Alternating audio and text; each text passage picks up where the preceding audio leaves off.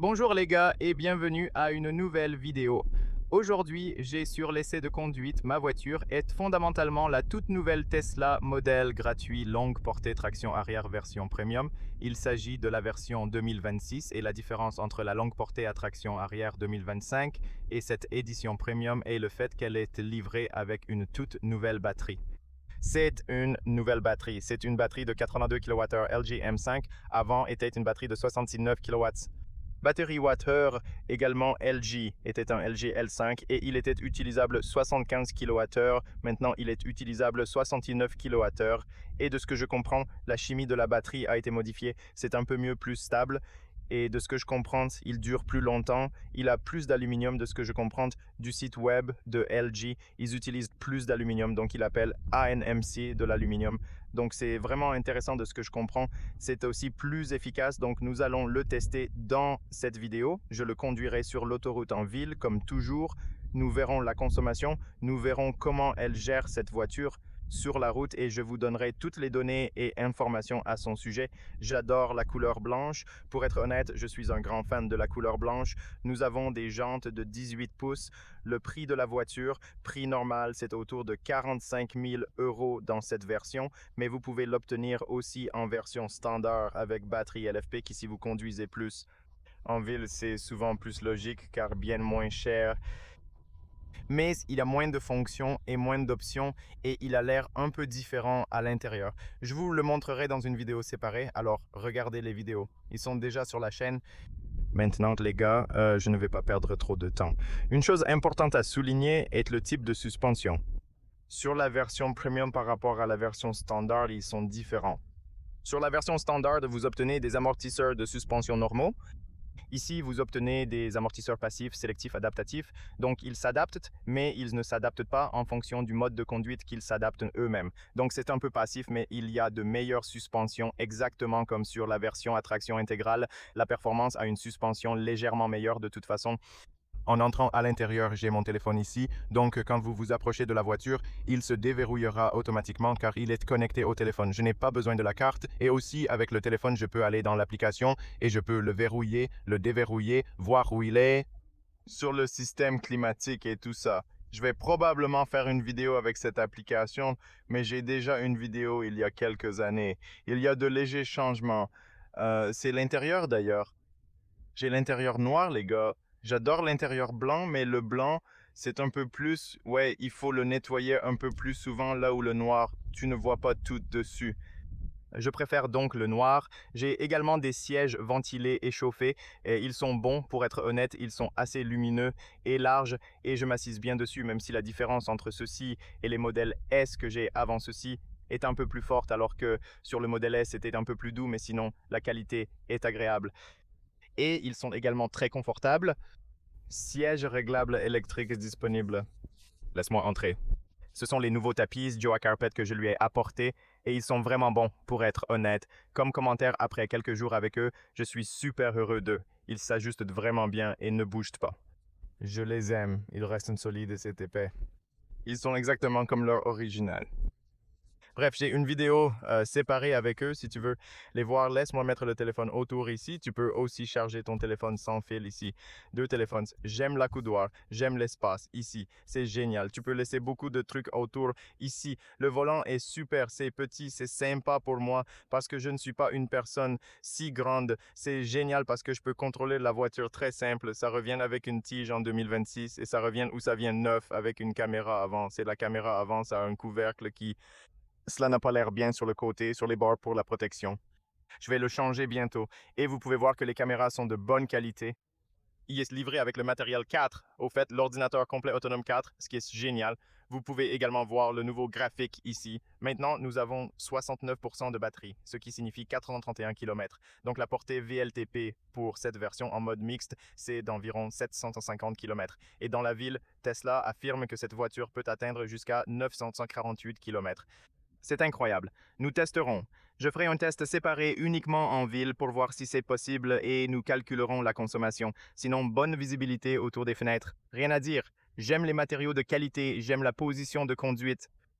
La sensation est similaire à un chariot, rendant la conduite plus amusante qu'avec le Model 8. Et pour être honnête, je regarde en ligne cette gamme et j'ai remarqué que les voitures de l'équibate de ce véhicule en autonomie, il y a Mercedes EQ, Lucid Air, quoi d'autre, BMW iX3 et il y en a aussi d'autres. Je ne me souviens pas exactement, mais quelque chose de super cher. Je veux dire aussi Volvo, je pense qu'il a certains modèles avec plus de VLTP. Mais si on regarde le prix, ils sont presque le double du prix, donc c'est probablement l'une des voitures électriques les moins chères avec ce type de gamme que vous pouvez acheter de nos jours sur le marché. Et elle a aussi beaucoup de technologie, donc c'est pourquoi probablement cette voiture est l'un des meilleurs achats que vous pouvez obtenir au moins en berline. De toute façon, avant de commencer à conduire, système de climat sera au niveau 22 degrés. Nous allons réinitialiser aussi la consommation. Je vais conduire en mode standard, je vais conduire en mode normal. Je n'essaie pas de le rendre super économique ou quelque chose comme ça sur ce voyage. Aussi, je vais vous donner plus de données techniques au fur et à mesure que nous allons dans la vidéo et je veux réinitialiser la consommation et nous allons commencer à conduire. Alors, trouvons le voyage. Alors, trouvons, disons, voyage B et puis réinitialisons le voyage B. Alors, d'accord, nous allons regarder le voyage B, d'accord.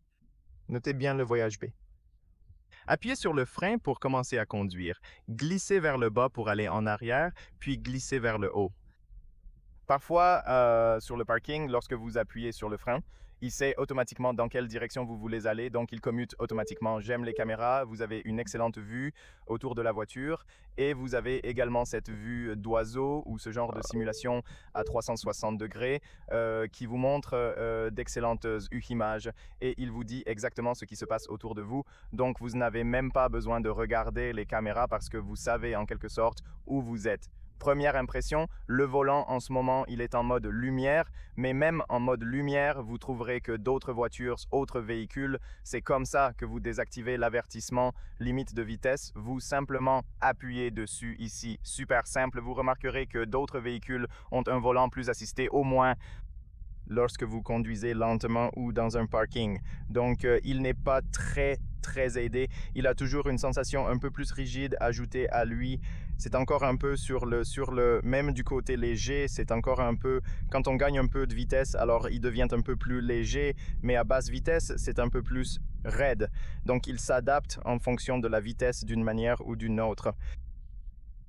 Mais la bonne partie est que la voiture reste amusante à conduire, un peu orientée vers le côté sportif, ce qui est agréable parce que c'est tellement amusant de conduire sur une route sinueuse sur la montagne. C'est incroyablement amusant à conduire. Alors faites le tour, regardez, c'est si rapide à conduire et non seulement qu'il est rapide et agile et facile à conduire, mais il est aussi petit et compact et pour la ville, c'est génial. Et par rapport au modèle S précédent que j'ai, qui était plus gros et qui était plus compliqué à conduire dans la ville parce qu'il a un long capot, long pare-chocs à l'avant, il a une assez longue zone là-bas, puis celui-ci est comme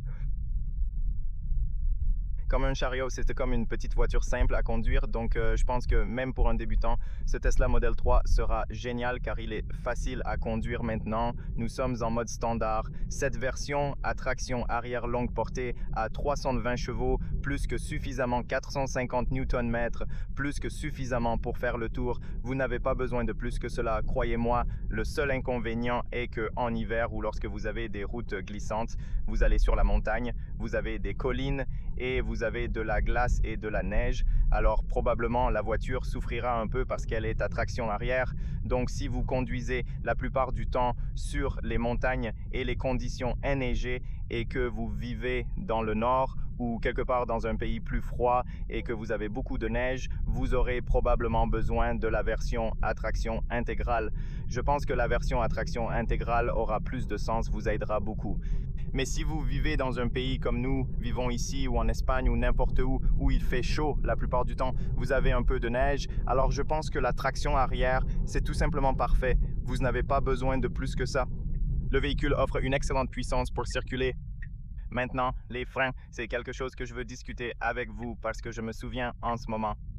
Les freins sont un peu différents, les gars, de ce que j'ai ressenti en 2024 en un Tesla Model 3 Highland. Ils sont un peu différents.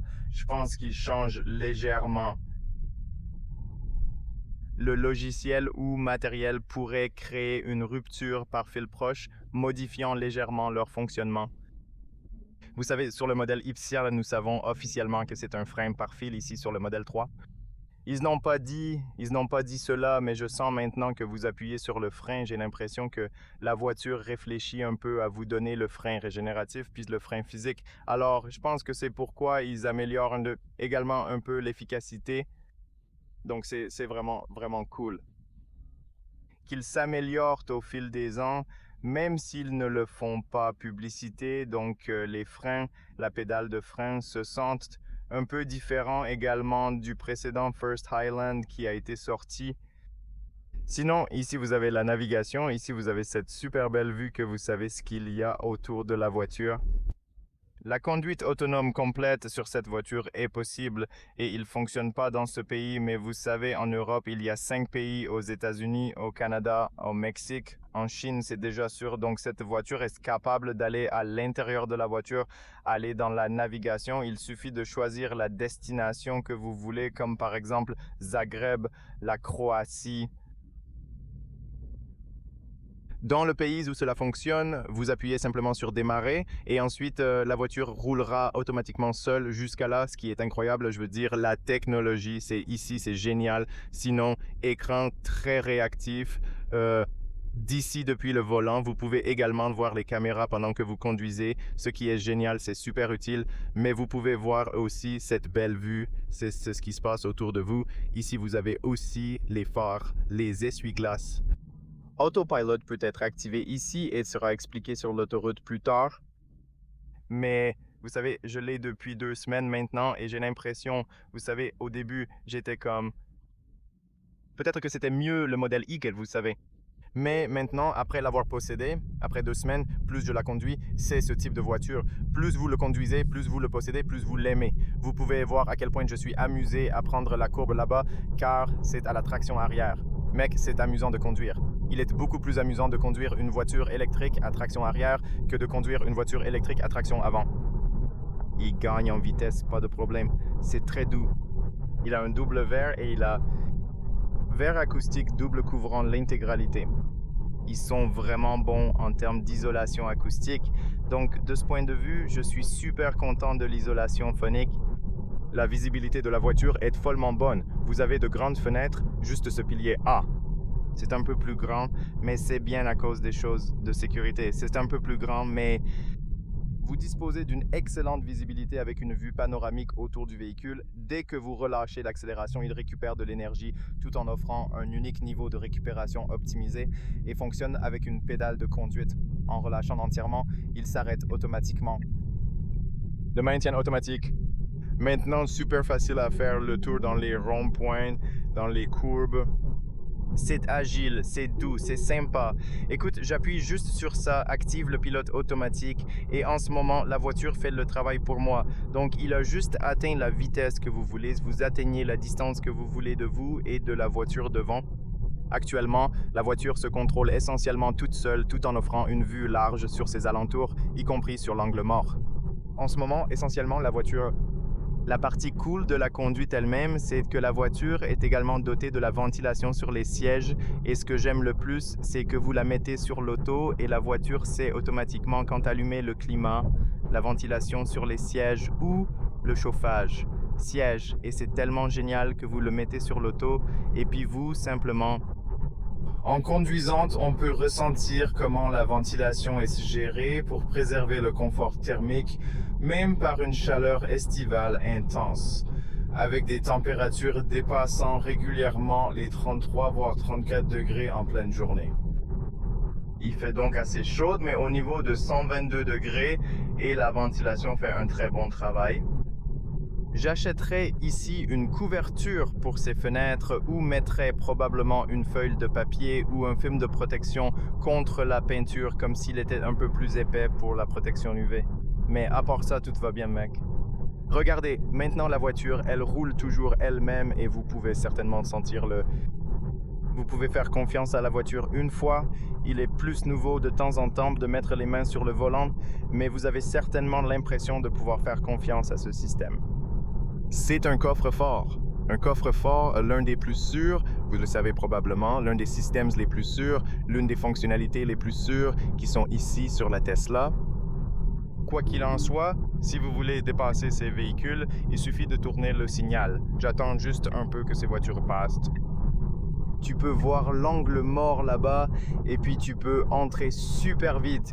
Waouh, c'est tellement amusant, mec, c'est tellement amusant. Et ça ressemble définitivement à un petit chariot. Ah, c'est tellement amusant à conduire, c'est tellement léger, même si c'est assez lourd. Il pèse 1540 kg sans le conducteur. Et tu peux voir le radar ici. Ouais, donc le poids, c'est plutôt bon équilibre réglé pour une voiture électrique. À nouveau, on active le pilote automatique et maintenant la voiture fait le travail automatiquement et elle roule en ce moment super simple et tout est exactement là où il est censé être. Vous savez, même si la voiture n'a pas trop de boutons, c'est très intelligent en termes de façon dont il dispose des boutons parce qu'il est simple à activer, à désactiver les fonctions de sécurité, le pilote automatique, les caméras. Il suffit d'appuyer sur ce bouton, les lumières, le clignotant, tout, c'est exactement là où il est censé être. Les essuie-glaces. Donc c'est si intelligent en fait, vous savez, de temps en temps, peut-être que vous manquez d'avoir un affichage tête haute ici où vous pouvez voir la vitesse, mais vous regardez juste un peu sur le côté droit et vous le voyez immédiatement. Donc ce n'est pas un gros problème de mon point de vue, ce n'est pas un gros inconvénient. Donc je dirais pour moi c'est tout à fait bien comme ça.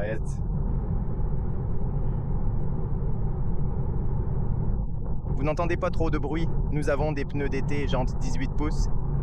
Je n'ai pas remarqué trop de bruit des pneus de la partie inférieure, même si la route ici était assez mauvaise. Et nous allons un peu en avant sur l'autoroute pour conduire un peu plus vite. Et je vais vous montrer aussi à des vitesses plus élevées comment la voiture se tient. Désactivez maintenant, vous voyez à quel point il est rapide et simple de désactiver les fonctionnalités de sécurité.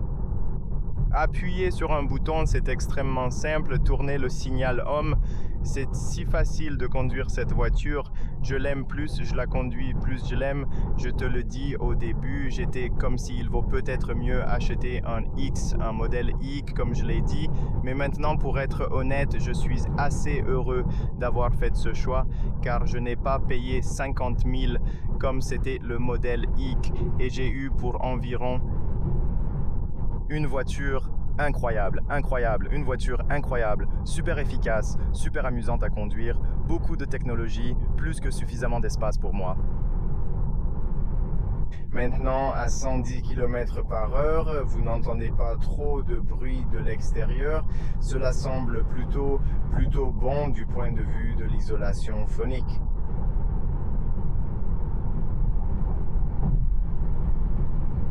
Même maintenant, regardez, on va 113 et je n'ai même pas trop appuyé sur la pédale et j'ai 130. Maintenant, vous commencez à entendre un peu de vent de l'extérieur, mais rien de sérieux. Un peu de vent discret, mais acceptable. Je peux aussi aller sur cette voie. Et si je vais à 140, frère, c'est oui, juste un peu de vent. Mais à part ça, c'est très stable. Il se situe très bien sur la route. Et il roule si bien, si doucement. Alors regardez 139 et j'ai l'impression que je roule plus lentement. Habituellement, lorsque vous conduisez une berline, que vous restez très bas sur le sol, lorsque vous conduisez plus vite, vous avez l'impression de conduire plus vite. Mais ici c'est intéressant car je conduis une 136 et j'ai vraiment l'impression d'aller beaucoup plus lentement que prévu et je ne comprends pas totalement pourquoi. Peut-être qu'il y a une raison particulière à cela car lorsque je prends le volant de mon modèle S par exemple, et je conduis un 135 comme maintenant, parfois ça semble assez rapide, mais dans celui-ci, ce n'est pas le cas. Intéressant. Parce que lorsque vous êtes dans un SUV, vous avez l'impression, même si vous conduisez plus vite, si votre position est plus élevée, pas nécessairement SUV, mais si votre position est plus élevée, vous avez l'impression que vous conduisez plus vite. Mais quand tu es en conduisant une voiture plus basse, lorsque vous conduisez plus vite, vous avez l'impression de conduire super vite parce que vous êtes plus bas sur le sol. Mais celui-ci, c'est intéressant. Et je suis sûr qu'il y a d'autres voitures qui se trouvent dans cette situation. Voitures haut de gamme, voitures super chères. et étonnamment fascinant. Ouais, je veux dire, pour le prix que je paye pour la voiture, j'ai l'impression d'obtenir beaucoup. J'ai l'impression d'avoir une très bonne affaire, tu sais. Et je pense de manière sincère que cette voiture est parmi les meilleures voitures électriques disponibles actuellement sur le marché, surtout en tenant compte de cette configuration spécifique pour cette berline en particulier. Et c'est si facile à conduire, c'est si facile de le conduire. Nous sommes maintenant sur l'autoroute, nous avons conduit vite. Vous avez vu que nous avons roulé relativement. Mec, j'adore ça. Regardez à quel point ça va dans ces coins. Oh, c'est tellement sympa. J'adore ça. Mec, j'adore ça. Oh, changer de chemin. On a l'impression d'être planté sur le sol. Je pense que la version à traction intégrale est encore plus amusante à conduire. Je pense que la version à traction intégrale, c'est juste que j'ai l'impression que je ne pense pas que ce soit une personne qui n'aimerait pas cette voiture. Maintenant que nous atteignons les 100, on peut sentir légèrement un courant extérieur, une brise subtile qui traverse. J'ai aussi vu que mes plaques d'immatriculation étaient exactement comme sur la voiture. Donc, afin de minimiser la traînée et le flux d'air autour de la voiture, c'est pourquoi mon numéro reste exactement ajusté sur la voiture. Donc l'air va couler vraiment bien, c'est pourquoi vous n'entendez pas trop de vent de ce côté-là. Parce que si vous laissez le numéro d'origine de Tesla, je le ferai interférer un peu avec l'air qui frappe la voiture à l'avant. Actuellement, de la consommation électrique est d'environ 14 kWh, soit 138 Wh par kilomètre. C'est incroyablement impressionnant. Quoi? Je savais que c'était super efficace. Oh mon garçon. C'est l'un des premiers essais que je fais avec la voiture avec vous en ce moment. Oh, je le savais. C'est super efficace, mais je suis sans voix en ce moment. Je suis sans voix. Je suis vraiment curieux de voir et je vais faire une vidéo séparée. Je vais le conduire uniquement dans la ville, comme ils disent, comme voir à quel point c'est efficace. Et puis, on va calculer pour voir exactement quel genre de chiffres on peut obtenir. Donc, retourner ici. Ah, mais c'est tellement homme. Je suis tellement heureux maintenant. Je suis plus heureux que je l'ai apporté parce que c'est tellement amusant de conduire. C'est tellement amusant de conduire cette voiture. Support latéral sur les sièges, c'est génial.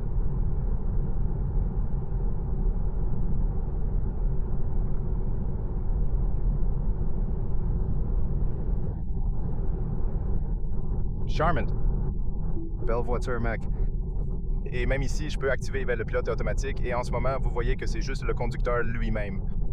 Il y a juste la vitesse en fonction de la courbe, mais il conduit lui-même si vous voulez le faire. Maintenant, accélérez ici.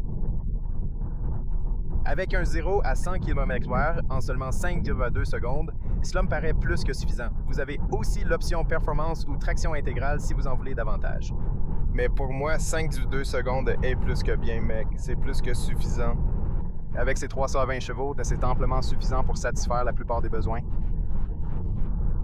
En ce qui concerne le... Ouais, nous conduirons aussi vers 130 ici. Nous garderons cette vitesse.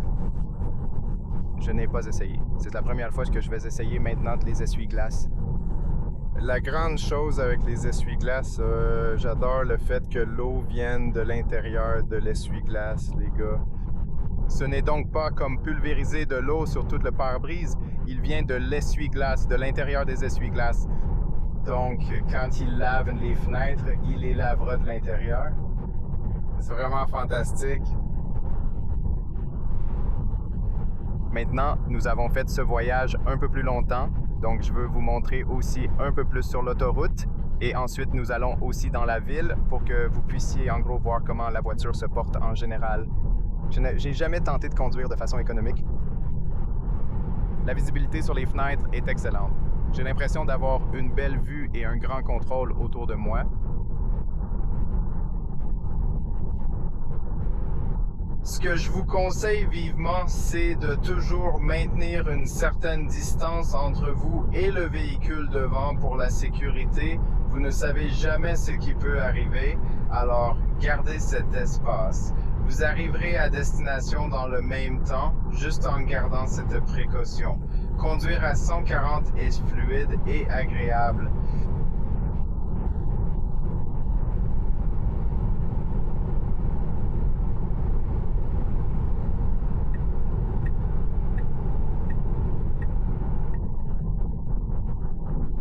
Je ne veux pas conduire plus vite que 140.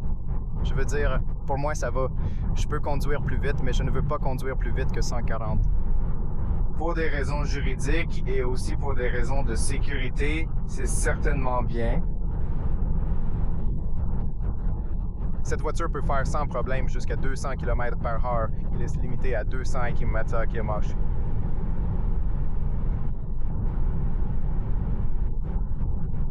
Je pense que pour ce modèle, je pense que 130 km/h, c'est le point chaud où la voiture, elle vous donne toujours assez bonne efficacité et aussi une bonne sécurité et un bon timing en termes de trajet.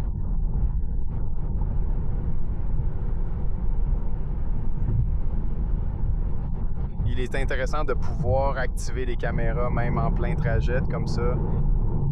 C'est sympa.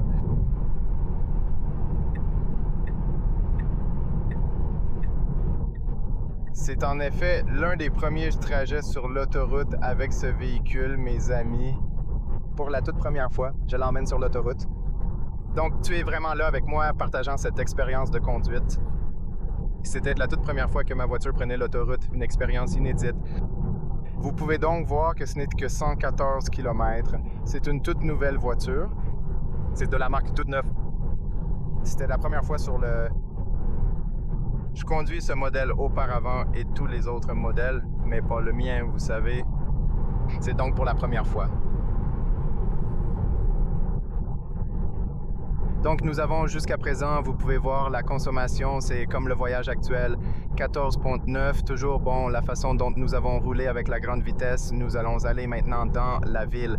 Dans la ville, la voiture devrait être beaucoup plus efficace. Donc nous verrons comment, quel genre de chiffres nous pouvons obtenir aussi dans la ville. La ventilation sur les sièges fonctionne au niveau 3 et le système de climatisation est à 22 degrés au niveau 1 et je vais toujours bien. Je ne transpire pas ici, même si dehors il fait très chaud. Et à travers ces fenêtres, quand il fait si été et chaud comme ça à travers les fenêtres, il y a en quelque sorte beaucoup de chaleur. Donc, en gros, je pense que l'été, dans un environnement super chaud, il faut utiliser le système climatique un peu plus fort pour avoir une température idéale.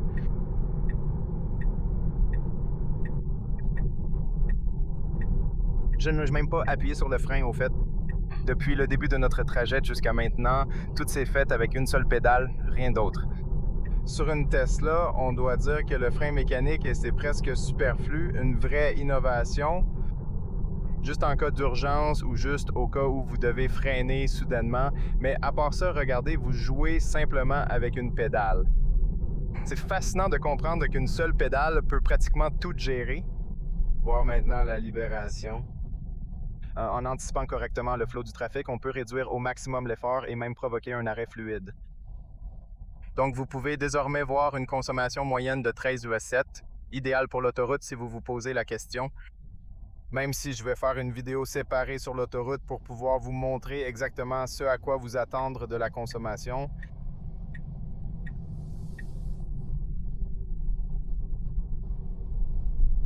Maintenant, nous allons conduire un peu dans la ville. Un peu plus lent à la vitesse de la ville afin que nous puissions faire un bon mélange.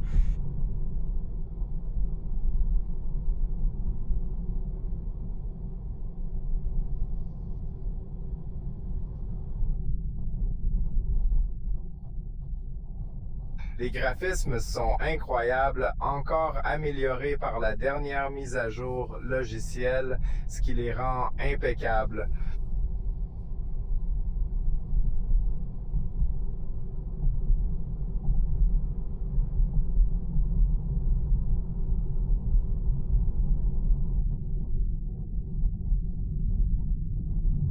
Donc probablement à partir de maintenant, parce que nous allons rouler à des vitesses plus faibles, la consommation va encore diminuer. Et je suis franchement impatient de tester.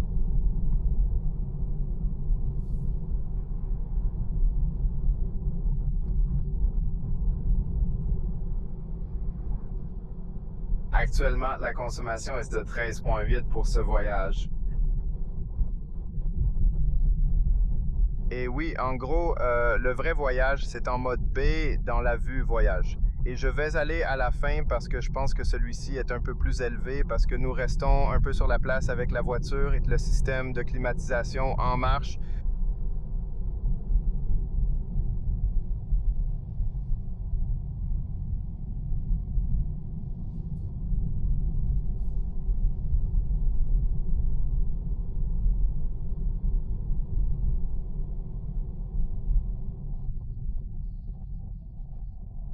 Cercle de virage 11,7 mètres, c'est bon, mais pas très bon. Donc, ça peut être mieux, mais c'est bon. Je veux dire, ça va. J'adore la sensation directe de la voiture. Tu sais, la direction, c'est si bon lien. Habituellement, sur les Tesla, c'est si bon lien avec les roues que quand on conduit, c'est extrêmement agréable et amusant d'éviter différents obstacles et ça se sent.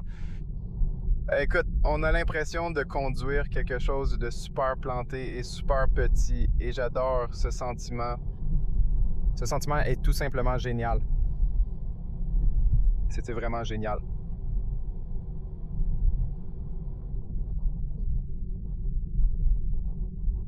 Le design est joli, mais j'aime beaucoup plus le design de la version performance.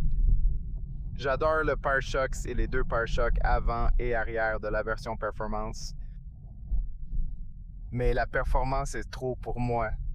Maintenant, en termes de suspension, je remarque que la qualité était beaucoup meilleure que celle du modèle 3 de première génération. Même s'ils sont montés un peu sur le côté plus rigide, ils sont extrêmement lisses et de bonne qualité. Les bras et composants associés génèrent des sensations profondes et offrent une meilleure qualité perceptible. Ils sont installés un peu plus sur le côté plus rigide pour vous donner cette super belle sensation sportive, mais ils sont beaucoup meilleurs, beaucoup plus confortables, beaucoup plus agréables. Les sièges sont super. Support latéral, ils sont plus brillants. Vous avez une bonne position. Vous pouvez l'ajuster comme vous le souhaitez.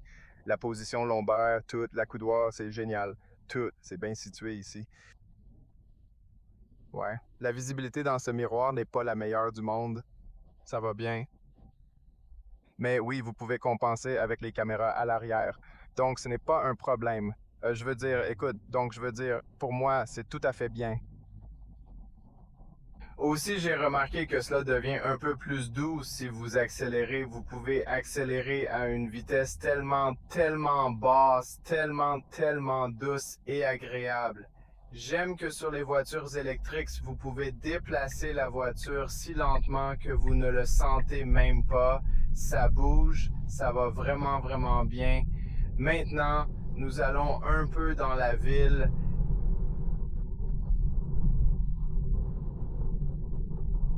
Alors, au fait, les gars, oui, de mon point de vue, c'est difficile. C'est vraiment difficile de battre ce modèle 3. Encore une fois, ici, en passant par-dessus cette bosse de vitesse, vous n'entendez même rien. Vous avez vu que j'ai juste l'impression qu'il est un peu plus rigide, mais vous ne l'entendez pas. C'est tellement bon. C'est beaucoup mieux qu'avant.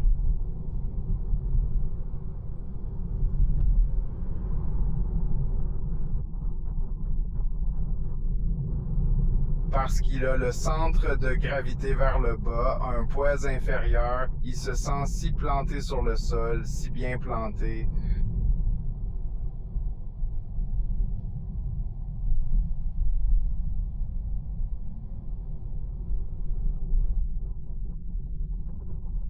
Je suis encore en mode standard sans passer au mode froid.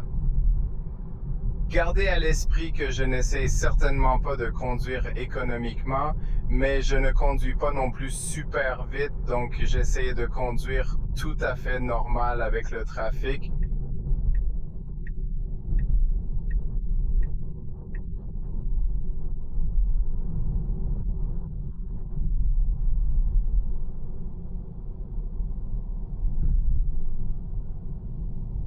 Je vais essayer de faire aussi quelques vidéos où je conduis plus économiquement pour vous montrer ce que vous pouvez obtenir si vous faites de votre mieux pour conduire économiquement. Oh, regardez, un autre modèle 3 et il a frappé. Oh, triste, triste, triste, triste, triste. Quelqu'un l'a frappé du côté.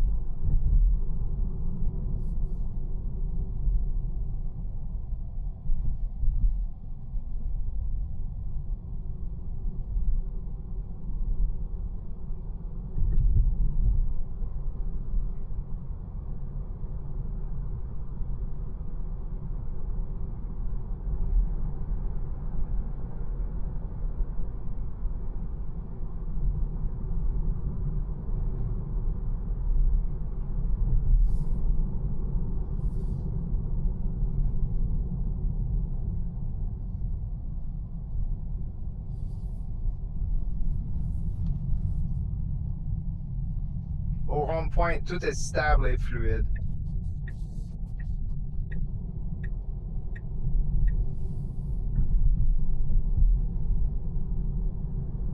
Vous voyez maintenant en conduisant en ville, la consommation est un peu plus faible, 134, et cela signifie 13,4 kWh. C'est une consommation incroyable pour la façon dont nous avons conduit. C'est normal, c'est comme la conduite normale dans la vie réelle. Exactement ce que vous avez observé ici pendant l'été. Autoroute assez grande vitesse soutenue, vous l'avez vu. Et maintenant en ville, lenteur, petite distance et vitesse réduite autour des rues. Et vous voyez que la consommation diminue. Je remarque que plus vous conduisez à ce genre de vitesse dans la ville, plus vous avez une consommation inférieure. Et c'est un très bon, de mon point de vue, c'est une très bonne simulation d'une route mixte. Et même si nous avons roulé, je pense, un peu plus sur l'autoroute, bien sûr que sur la ville, je pense quand même que c'est un assez bon mélange de conduite. Donc normalement, pour le faire parfaitement mixte, je vais devoir rouler un peu plus longtemps en ville, mais je pense que c'est bien de faire une idée de ce à quoi s'attendre de cette voiture. Mais maintenant, plus nous conduisons dans la ville, plus la consommation est faible. C'est absolument certain. Vous pouvez constater qu'il atteint actuellement 13,2.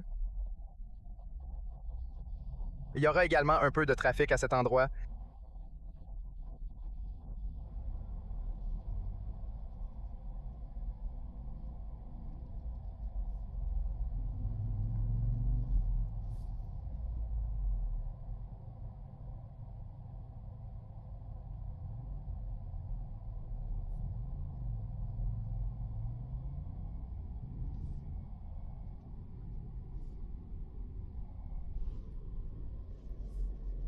Excellent. Ouais, super facile à conduire. Je pense certainement que cette voiture, c'est aussi une bonne adaptation pour un débutant. Si vous obtenez votre permis et conduisez cette voiture, soyez attentif à ne pas la rayer. Mais je pense que la facilité de conduite, c'est un excellent choix pour quelqu'un qui commence à conduire pour la première fois, parce que cela lui permet d'avoir une bonne vue, une bonne visibilité. Et vous avez aussi de l'efficacité. Donc la caméra s'est arrêtée maintenant, il y a juste 1 minute. Parce que je dois changer la batterie à cause du chauffage. Donc vous voyez, la batterie ici, c'est surchauffé, mais on n'a pas trop conduit. On reste juste un peu en place là et on a encore 13,3 kWh. Donc rien n'a trop changé. J'ai essayé de la changer très vite, la batterie. Et on a de la chance qu'elle s'est arrêtée exactement ici à la fin du voyage et pas un peu plus tôt. C'est parce que le soleil, ça frappe à travers ses vitres. La voiture a beaucoup de vitres. C'est une excellente visibilité, mais aussi l'inconvénient, c'est que c'est Il y a beaucoup de chaleur à l'intérieur du véhicule, si vous comprenez ce que je veux dire. Donc, c'est pourquoi il frappe la caméra, il surchauffe. Normalement, je dois probablement utiliser le système climatique un peu plus haut. Et alors, nous allons bien. La prochaine fois, peut-être mettez-le sur auto ou quelque chose comme ça, et puis ce sera un mieux aller. Vous savez, mais habituellement, je teste toutes les voitures. C'est pourquoi je teste comme ça, parce que toutes les voitures que je teste comme ça. Les gars, avec les 22 degrés niveau 1 ou bas, ou tout bas niveau 1, probablement ça serait mieux. Mais quand même, la consommation. Allons, ici, laissez-moi vous montrer que c'est Voyage B, c'est 13,39 exactement comme ici avec ce chiffre. 13,3 quoi, consommation élevée donnée la façon de conduire. Probablement mieux d'utiliser un système climatique encore plus puissant pour éviter les problèmes. Donc, je vais probablement le mettre sur auto juste comme ça. Alors, c'est beaucoup plus fort en ce moment. Vous pouvez l'entendre commencer un peu plus fort, mais en général, je pense toujours que vous pouvez obtenir d'excellents résultats avec ce véhicule. Et j'espère que la vidéo a été utile. J'espère que vous obtiendrez des informations utiles de cette vidéo. Je le ferai à l'avenir. Vidéo uniquement sur autoroute en conduite urbaine. Si vous êtes curieux des données de consommation ou de l'efficacité, suivez ma chaîne tout près. Je vais aussi tester long voyage avec bagages, personnes, système climatique typique pour voir à quoi s'attendre sur distance prolongée. J'espère que la vidéo sera utile. Si vous envisagez une Tesla, je mettrai mon lien de référence à l'écran et dans la description. Si vous cherchez de l'aide ou avez des questions, écrivez-moi. Oui, j'espère vous voir bientôt dans les prochaines vidéos. Restez en sécurité. À bientôt.